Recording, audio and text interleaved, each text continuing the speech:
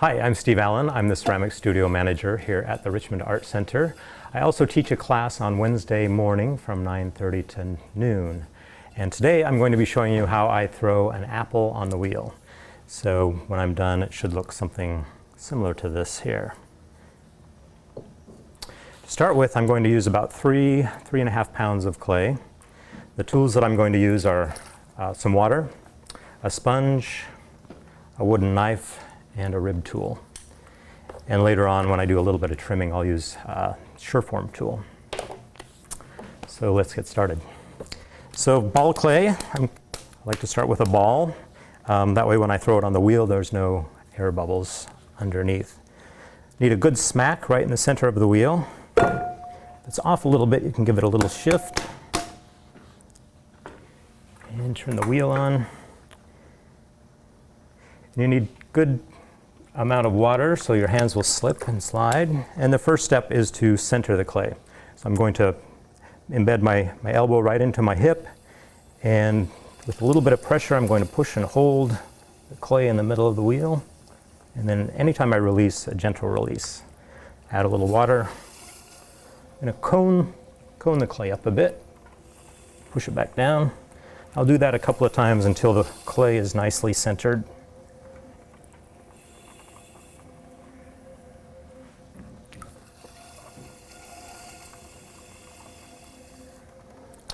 The next step is to open up. Once the clay is running true, it's not running out. I'm going to open up the clay in the center just with my middle finger pushing down. I'm going to stop about 3/8 of an inch from the wheel head. And then much like as if I'm throwing a bowl, I'm going to do a curve in the bottom of the piece. And then compress to avoid S-cracks.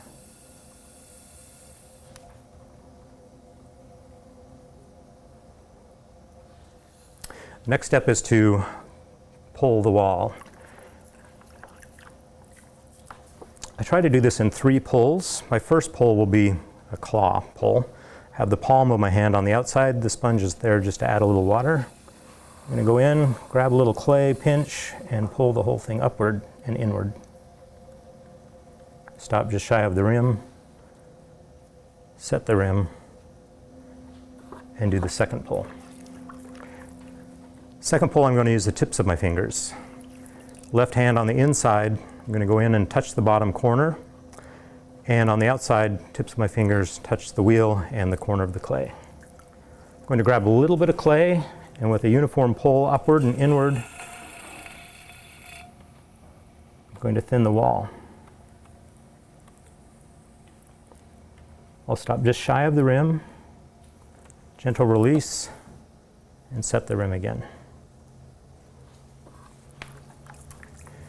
For this apple, I need a little bit thicker wall for closing off, so this next pull is just mostly for shaping and unifying the thickness of the wall. A little bit of moisture inside and out.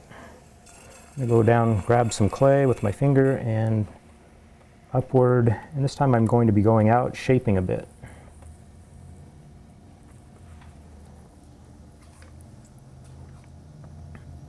So now the wall is fairly uniform thick, about 3/8 inch, top to bottom.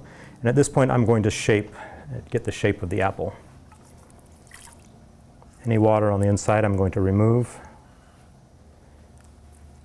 Left hand inside, start shaping. Just by gently pressing out and moving upward.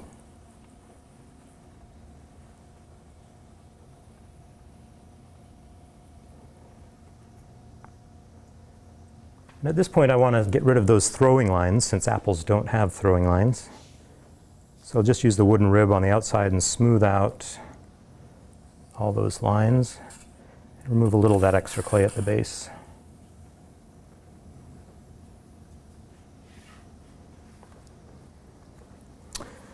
So now to close off, I'm going to do a kind of a tricky hand position. I'm going to use my thumb to actually do the pulling. This finger here will be supporting on the inside, and these fingers will be helping close off the form. I'll do this in one quick motion, hopefully.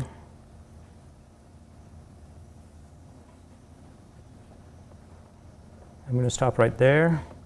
As I close off, the clay starts to thicken, so I'll do a little pull here to thin out the clay.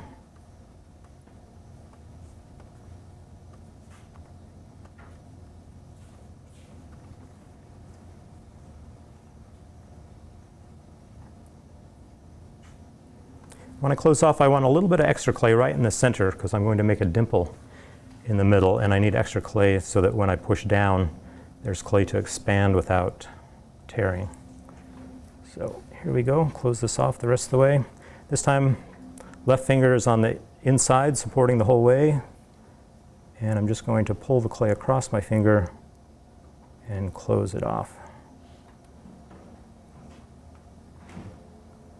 So now I've kind of got this apple shape.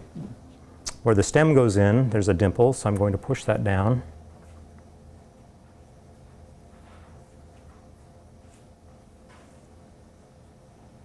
And at this point, I have a closed off form. It's very strong. And I can do a lot of shaping to this at this point. Just refine this shape. So the last step on the wheel is just to get rid of some of this extra clay at the base. So with my wooden knife, I'm going to just hold this like a pencil, come in along the side of the apple, and trim away some of the extra clay down there. Also thinking about the shape.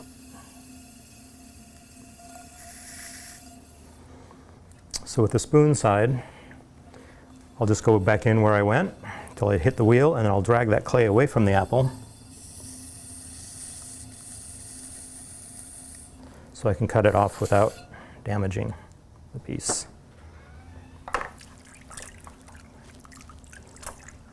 So now I'm going to clean my hands. So I'm going to pick this up off the wheel and set it aside so I can continue with another piece. Dry my hands. With a wire tool, I'll cut this off and then gently pick this up and set it aside. At this point, I need to put a hole in the piece. Since it's closed off, as the clay shrinks, it's building up pressure, and the pressure is going to try to weaken the clay. So I'll put a hole in so that air can come out. I make a little slot. And then I'll let that get to leather hard, and that will take me to the next stage. So at this point, with it being leather hard, I can handle it without distorting it too much. And it allows me to do a little bit of refining of the shape, especially down, this was down against the wheel. So I can remove that extra clay here and give it more of that apple shape. Once that's done, I can use a rib to smooth out those tool marks.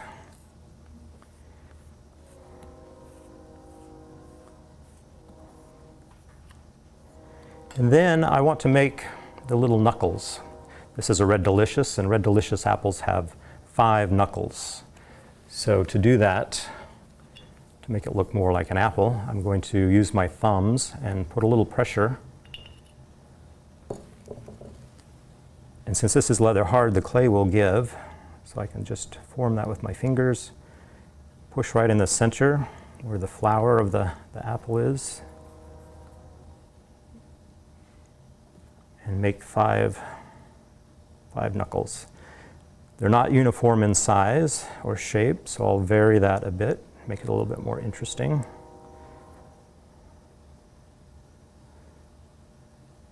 So there's 4, just one more to make 5. And then I'll use my thumbs to smooth the clay out, refine the shape. Also, apples tend to have little dimples, so I'll give it a few dimples here and there.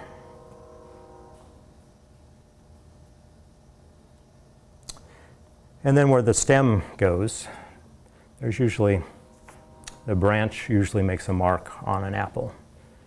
So I'll just do the same thing up here, suggesting that that's where the branch was.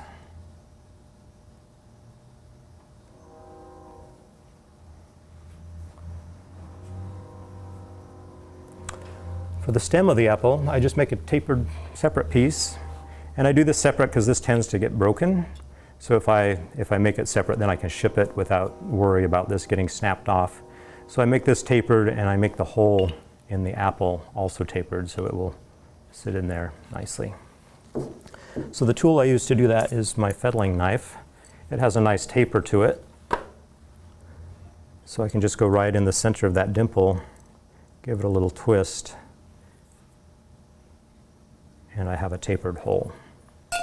And so then finally, the last thing is to make the stem itself. I just take a pinch of clay with my hands at a V, rub that back and forth, flatten it on top until I have the size I want. Give it a little curve, and that will be the stem.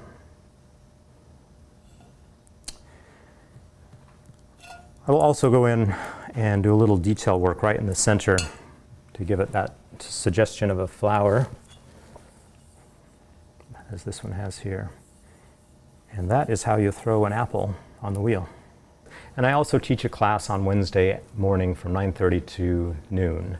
We offer several classes at the Art Center, and one of those classes is a hand building and throwing class. So the demonstration I'm doing today is combining those elements. I'm going to throw an apple on the wheel and then alter it, doing a little bit of hand building from that. In this class, we will do many things from slab, doing hand building work, plates, pitchers, mugs, inlay. We will also throw on the wheel, taking pieces off the wheel, altering them as I do with the apple, and also sculptural work, figurative, abstract, all sorts of fun things. And all of that is mixed into one class on the Wednesday morning. So in the ceramic classes, as I mentioned, that there are a lot of different varieties of work that you can do. If you're a beginner, intermediate, advanced, all of those are welcome. We have a wide variety of students. This is a great community. People really enjoy the community that we have here at the Art Center. We have potlucks at the end of our session, a lot of involvement. Students volunteer their time. They really enjoy spending time at the Art Center and giving back. So please, whoever you are, beginner, advanced, intermediate, please come to the Art Center. We would love to have you take a class here in the ceramic studio.